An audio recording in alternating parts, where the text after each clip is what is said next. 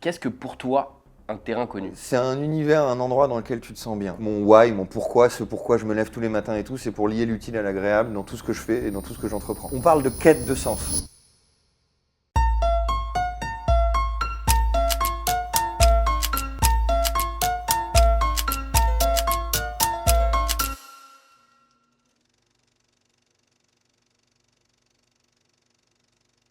Salut, écoute, merci d'être dans mon terrain connu, Mhm, parce qu'on est chez moi ici.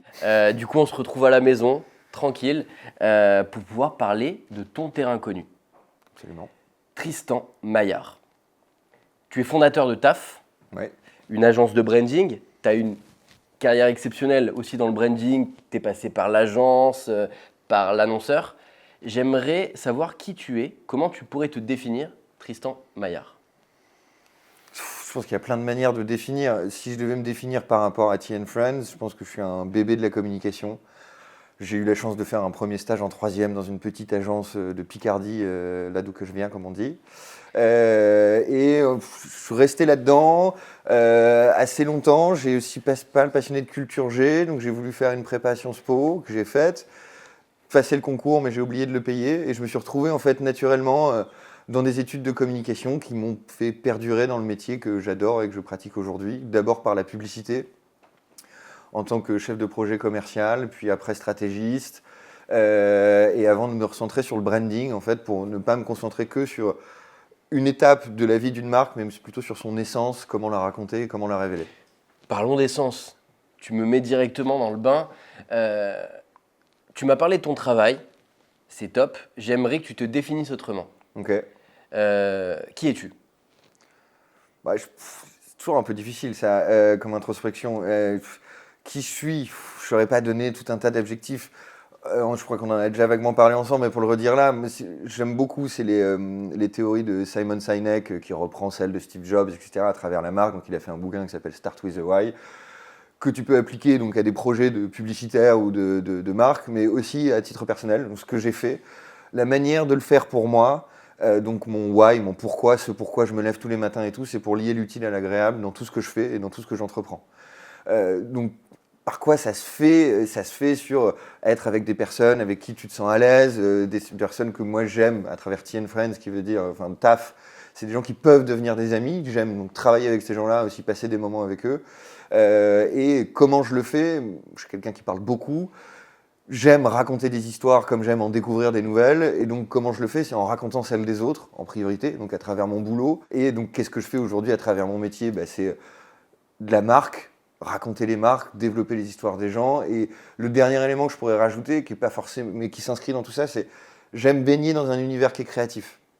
Je pense que c'est pour ça que je me suis dirigé assez naturellement vers les métiers de la communication au sens large au début, la publicité. Et je pense que ce qui continue mon développement et mon envie d'avancer, c'est de toujours baigner dans un cadre de près ou de loin qui va être lié à la créativité, que je lie à différentes sauces. Il y a des personnes avec lesquelles on bosse sur les métiers de branding, par exemple, où là, on va avoir un DA, des gens qui font de la prod et tout, des gens qui sont foncièrement sur le créatif. Et je pense qu'il y a une autre manière aussi d'explorer la créativité. C'est les entrepreneurs, en fait, les gens qui vont user de leur créativité pour lancer dans un projet. Il faut déjà une grande dose de créativité pour aller là-dessus. Tristan Maillard, Ouais. tu es en quête de sens, c'est ce que tu dis, c'est ce que tu essayes de raconter. Maintenant, j'aimerais que tu me répondes à une question. Euh, donc, je pense que tu as compris un peu où je voulais t'amener sur cette notion de terrain connu. Mhm. Je pense que ça pourra inspirer énormément de personnes parce que, en vue de ta description, tu as l'air d'avoir un cap, tu as l'air de savoir un minimum ce que tu veux et ce que tu vis. Qu'est-ce que pour toi un terrain connu? Terrain connu, je pense que c'est un univers, un endroit dans lequel tu te sens bien. Après, il peut être très changeant et très mouvant. Aujourd'hui, j'ai l'air de savoir ce que je fais. Je pense que c'est un truc que j'ai intrinsèquement depuis longtemps. Tu vois, je t'ai raconté l'histoire où j'ai fait un stage de troisième dans la communication. En troisième, j'avais aucune idée que je voulais faire de ça. Par contre, ce qui est intéressant, c'est que j'ai toujours aimé regarder des films, regarder des pubs, là où ça faisait chier tout le monde dans ma famille ou autre, ou même des potes. Moi, quand tu regardes un match de foot, les pubs qu'il y a entre deux, j'aime bien, quoi, je prends du plaisir. Tu parlais de quête de sens. Le terrain connu, pour moi, c'est quelque chose dans lequel tu es familier, tu es bien, tu te sens bien, que ce soit avec les personnes autour ou dans l'action que tu peux mener, la valeur ajoutée que tu peux y apporter. C'est comme ça que je verrais un terrain connu. Et après, donc la quête de sens, je pense que déjà, elle est mouvante parce que pour moi, un bon plan, c'est un plan qui est amené à changer. Donc en fait, ta quête, c'est pareil. Tu vois, quand tu te lances dans une quête, tu as un plan un peu pour l'adresser, il va être amené à changer. Ce que j'aime bien dans la réflexion autour du why et compagnie, donc de lier l'utile à l'agréable, de le faire à travers révéler des histoires, celles des autres et peut-être un jour la mienne aussi, bah, je trouve que c'est un fil que je peux tirer dans le temps, qui aujourd'hui est à travers le branding. Demain, j'aimerais bien que ce soit à travers autre chose et on verra là où la vie nous mène pour amener sur une nouvelle quête de sens à un moment donné. Je pense qu'elle est fluctuante, elle n'est pas toujours la même. Ce que tu veux dire, c'est qu'en fait, t'as pas un moment précis, c'est-à-dire que c'est une continuité, ou bien c'est un enchaînement de moments que tu laisses en fait arriver les uns après les autres. Typiquement, moi j'ai une phrase qui me vient en tête, je connais pas exactement l'origine de cette phrase, je l'écoute d'un son de Stromae qui dit « Tout ce que je sais, c'est que je sais pas, mais j'y vais pas à pas ». C'est marrant, ouais. C'est un peu ça. Tu sais, genre, pour moi, la quête, aujourd'hui, je suis hyper content, à l'aise dans ce que je fais et compagnie. Et je suis content de m'être enfin lancé, en fait, tu vois, dans ce boulot. Et après, il y en a d'autres, ça va être de trouver le bon job. Tu vois, moi, ça a été de me lancer dans l'entrepreneuriat. Je pense que tu as toujours une petite voix où tu te dis qu'il faut le faire. Enfin, moi, en l'occurrence, c'était ça. J'avais une petite voix qui me disait, bah, faut le faire, mais tu as toujours peur, des doutes et tout. Puis, en fait, on parle de quête de sens. Et je trouve que la valeur des mots est forte. Il y a quête. Une quête, c'est un truc, c'est fluctuant, quoi. Tu montes une colline, t'es au top, ça se passe bien et tout. On a tous des moments, ce qu'on appelle des hauts et des bas, quoi. T'arrives en haut de la colline, t'es au top, et après, c'est la chute libre, quoi. Moi, je l'ai vécu il y a encore pas si longtemps. Il y a un an, j'ai le job que je voulais, que je rêvais d'avoir et compagnie. Ça se passe nickel. Je commence en free avec eux. On fait la marque, une marque géniale. Ils m'embauchent. J'ai tout ce que je voulais et ce que j'aurais pu espérer. Et au bout d'un mois, je me faisais chier à mourir, quoi. Et donc là, phase de doute, qu'est-ce que je fais et compagnie. Voilà, c'est la descente de la colline et tu remontes. Et en fait, je pense que l'erreur que les gens peuvent en faire dans une quête de sens, c'est le côté genre, c'est plat, c'est magnifique, t'es tout le temps content. En fait, si t'es tout le temps content, tu peux pas être content. Parce que du coup, c'est ton normal, en fait. Tu peux pas avoir C'est de un plaisir. cycle, C'est ça un se cycle renouvelle. perpétuel. Aujourd'hui, ça se passe au top. J'ai beaucoup de chance, je suis très content dans ce qui arrive. Et peut-être qu'à un moment, ce sera plus difficile et c'est pas grave. Le dernier point que je pourrais rajouter, c'est que je pense que moi, je le vis un peu comme toi, j'ai la trentaine. Je trouve que c'est à la trentaine que ça a commencé à changer. En fait, que tu sors du rêve d'un monde parfait pour être plus posé là-dessus, être plus sûr de ce que tu attends et de ce que tu veux développer et plus conscient que ça va prendre du temps, mais c'est pas grave, faut y aller, quoi. Tu ressens un poids un petit peu en moins depuis ta trentaine. Non, Pas t'as plein d'autres points en plus. Ok. Je trouve qu'à la trentaine, t'es plus clairvoyant sur ce que t'attends. Alors, moi, c'est comme ça que je l'ai vécu. Je pense que t'en as qui l'ont à 25 ans et tant mieux pour eux. J'aurais aimé l'avoir plus tôt, d'autres qui l'ont plus tard. Moi, j'ai l'impression que tu te poses, en fait, tu fais un peu une introspection. Tu as vécu 10 ans. Toute ton enfance, toute ta vie, on t'a dit profite de tes 18 ans, 25 ans, ça va être incroyable, c'est les meilleures années de ta vie. Après, tu rentres dans le dur. Et c'est vrai.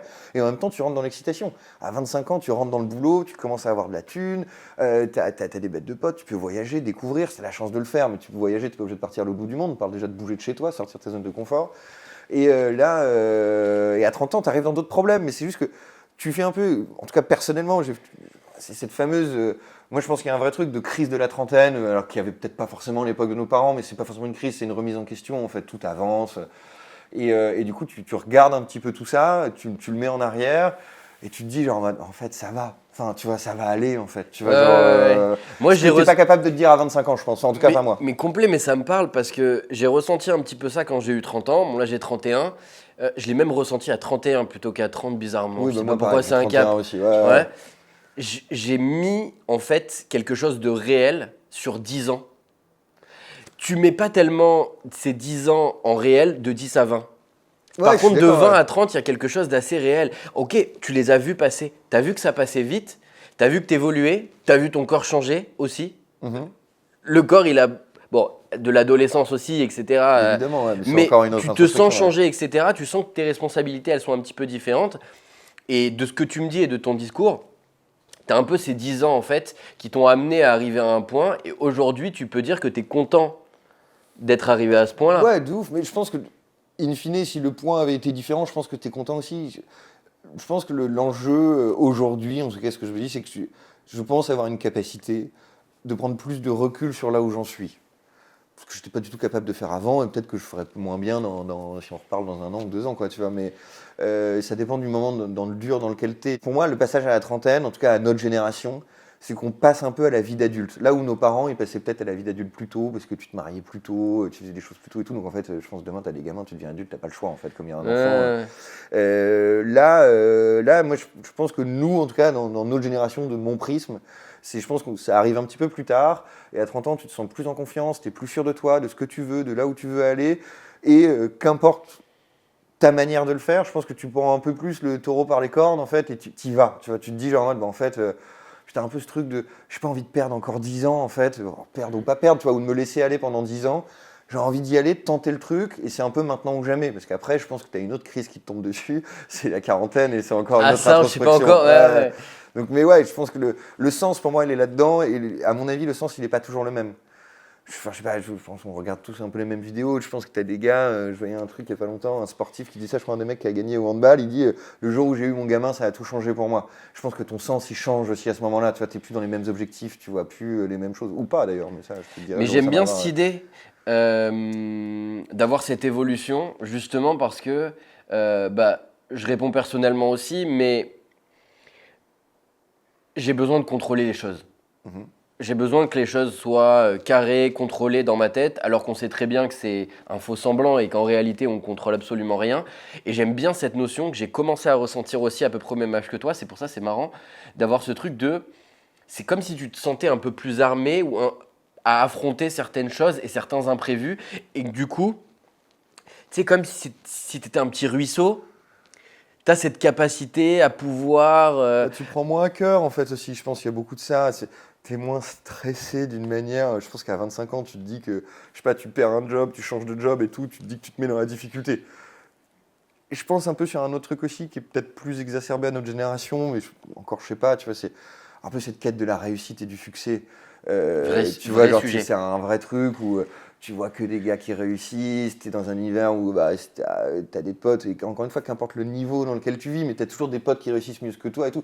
Et en vrai, tu veux la même chose, c'est pas forcément de la jalousie, tu veux avoir aussi ce truc-là, tu veux. Mais aussi dans un souci d'intégration, quoi, de rester dans ta communauté, dans ton moule, dans ton machin. Et donc, ouais, je pense que c'est. Tu le vois différemment. Enfin, tu t'es plus posé, en fait, je pense. En tout cas, tu te donnes le luxe d'être plus posé. Je sais pas si c'est la bonne ou la mauvaise action à faire, mais tu te donnes un peu le luxe de voir ça plus calmement. On parle comme deux darons avec beaucoup Des darons de d'expérience. 30 piges. Voilà, tu peux dire ça à un mec de 20 ans, Non, pas à un non, mec non, de mais je 40 ou plaisante, mais 50 on, qui paye part le avec- temps. Ouais. on parle comme des personnes avec un petit peu de vécu en tout cas. Mm. Maintenant, j'ai une question à te poser.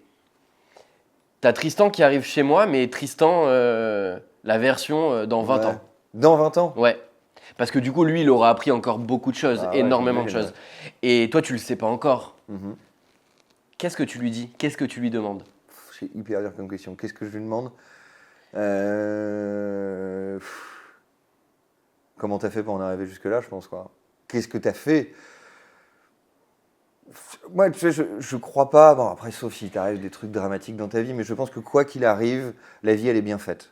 Donc, ce que tu penses être une galère à un moment, finalement, finit par être un bon choix pour toi. Je le mets sur un truc qui m'est arrivé récemment, dont je te parlais un peu. C'est ce job qui était magnifique, tout ce qu'il fallait, tu vois, vraiment tout ce qu'il fallait, c'était exactement ce que je rêvais et tout, avec des mecs hyper sympas et machin.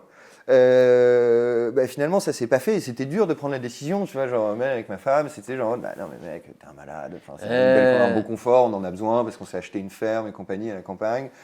Euh, et, euh, et en fait, juste non, tu mets all-in, tu vois, et tu pars et tu tentes. Et j'aimerais bien que cette personne qui a 20 ans de plus que moi et qui est moi, ait continué sur cet adage-là et plutôt de lui dire, genre, qu'est-ce que tu as fait? Parce que juste, je veux faire la même chose. Je crois pas qu'il y a mieux à faire, en fait.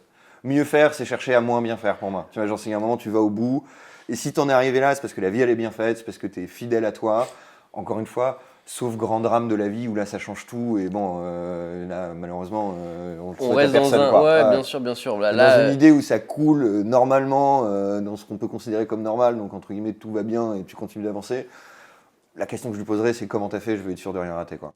très important pour moi et très important dans l'objectif de cette chaîne, c'est apporter énormément de valeur à certaines personnes qui sont peut-être un peu perdues, qui sont Mhm. peut-être au moment où toi, tu as eu là ce truc en mode je suis totalement désorienté, je pensais que c'était ma life et en fait pas du tout. Est-ce que tu as déjà eu un conseil d'une personne qui t'a fait énormément avancer et qui t'a permis justement de passer peut-être au-delà de certains défis?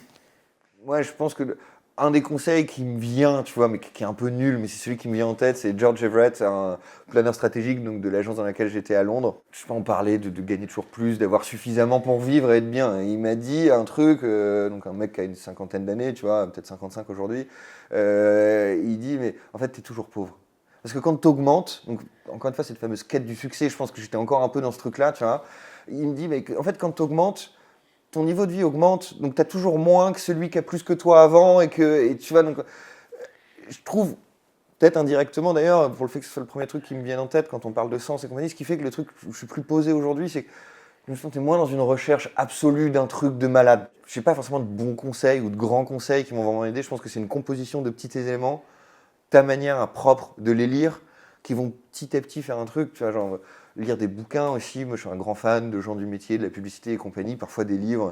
J'ai l'impression que parfois, quand tu cherches des réponses, t'as beau avoir la réponse sous les yeux pendant X temps, tu vas l'avoir. C'est-à-dire que ce gars-là, il t'a dit cette phrase qui t'a marqué aujourd'hui parce que Ouais. t'en parles. Peut-être que si c'était un autre moment, ça t'aurait pas fait le même effet. Et des fois, moi, parfois, je me dis, parfois, tu cherches quelque chose, voilà. Nous, on est la génération YouTube un petit peu. Bon, les livres, malheureusement, pas assez. Ouais. Mais tu vas rechercher un peu sur YouTube rapidement des réponses à des questions, peu importe. Très souvent, on te donne des réponses. Alors c'est peut-être un petit peu, voilà, ce que je te dis, un petit peu abstrait, mais en fait j'ai l'impression que quand tu cherches des réponses sur quelque chose, on te les donne, ou tu les trouves en tout cas. Mhm. Tu arrives à les trouver. Et c'est ce que j'ai un peu perçu dans ta réponse, c'est qu'en réalité, c'est un mélange en fait de tout ce Bah, que ça tu as vient eu, de toujours toutes les toi. Ce que je informations. veux dire, c'est qu'in fine, ça vient toujours de toi. C'est ça. C'est qu'il ne faut pas chercher. En fait, je pense que personne ne te prend par la main. Alors attention, il y a des gens qui sont là pour te la tendre la main, pour t'aider à avancer et compagnie. Et ça, c'est tes proches et ta famille et tout. Mais in fine, si tu es vraiment dans le mal un moment, que tu es dans une quête d'un truc et tout, à part toi, personne ne peut le faire. Enfin, je pense. Tu vois, c'est un travail qui doit venir de toi d'abord. Tout le monde sera prêt à t'aider derrière. Enfin, moi, je crois beaucoup, je suis très optimiste sur la vie et l'humanité. Je pense que tout le monde est là et prêt à être aidé. Et être gentil, c'est la base de l'être humain. Si tu ne l'es pas, t'as raté. Enfin, il y a un moment, il faut que tu te remettes sur toi, quoi. Et donc, du coup, je pense que tout le monde est prêt à le faire, mais que, in fine, c'est toujours de toi que ça doit venir. Il faut arrêter de chercher enfin, des trucs, moi, je ne suis pas trop, mais des trucs de coaching où ils disent qu'il faut être OK avec soi-même. Ma lecture de ça, c'est d'être toujours conscient que c'est de toi que ça doit venir. C'est que personne, en fait, le mentor qui va te prendre par la main, que tu vois dans les films et qui t'apprend tout et qui te donne tout et compagnie, oui, ça peut exister dans le sens quelqu'un qui te transmet son savoir, mais demain, si toi, tu n'es pas capable de le réceptionner et OK pour le réceptionner, l'améliorer, bah, en fait, ça ne servira à rien.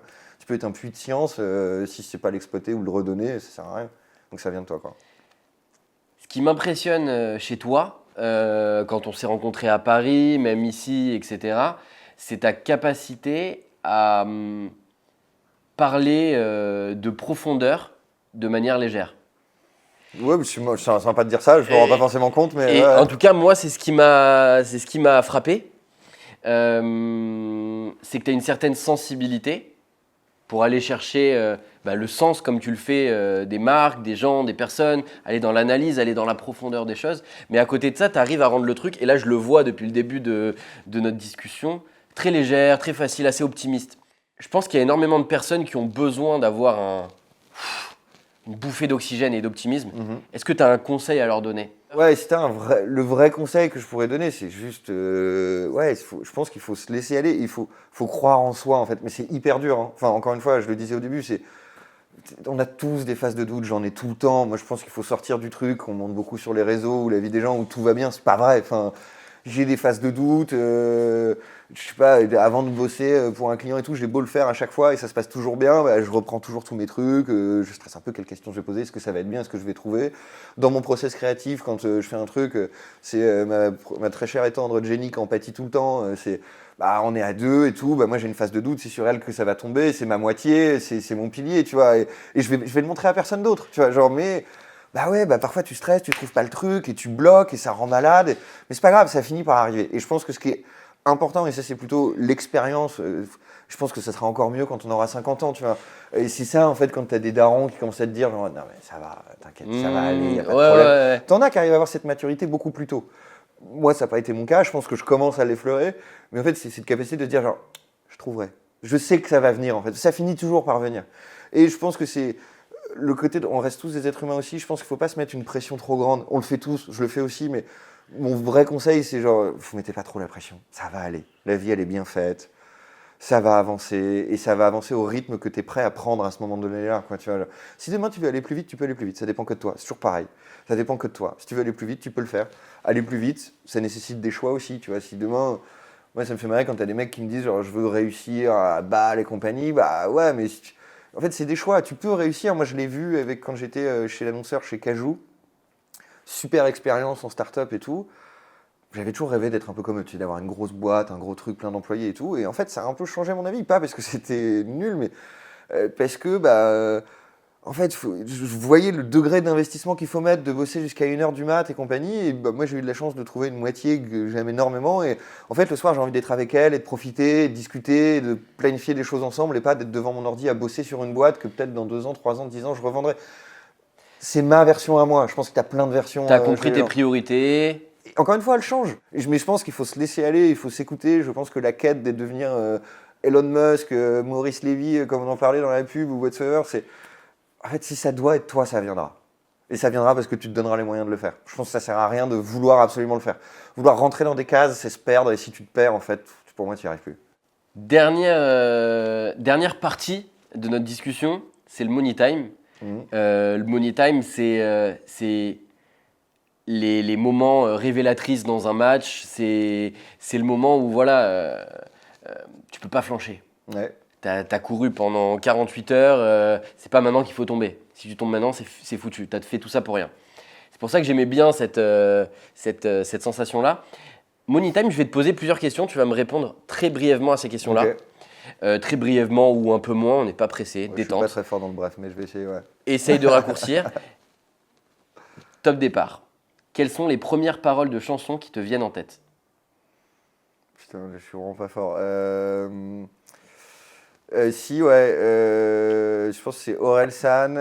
Si c'était si facile, tout le monde le ferait. Pour toi, c'est quoi une journée parfaite?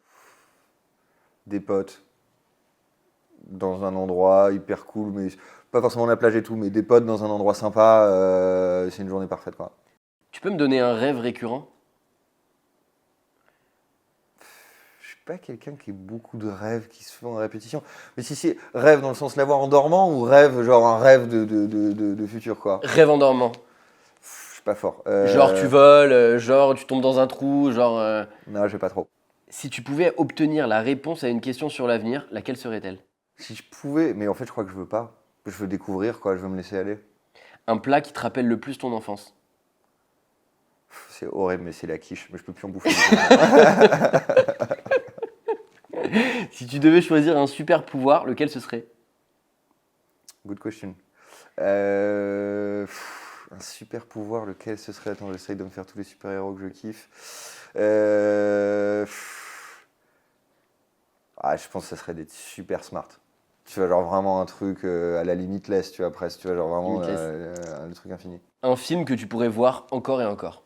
La famille Tenenbaum de Wes Anderson. Un souvenir d'enfance que tu chéris particulièrement? Je l'ai revécu avec mon père il n'y a pas longtemps. Je suis allé le week-end dernier. On était allé voir un match de foot à Lens ensemble, en prenant un bus avec des supporters et tout.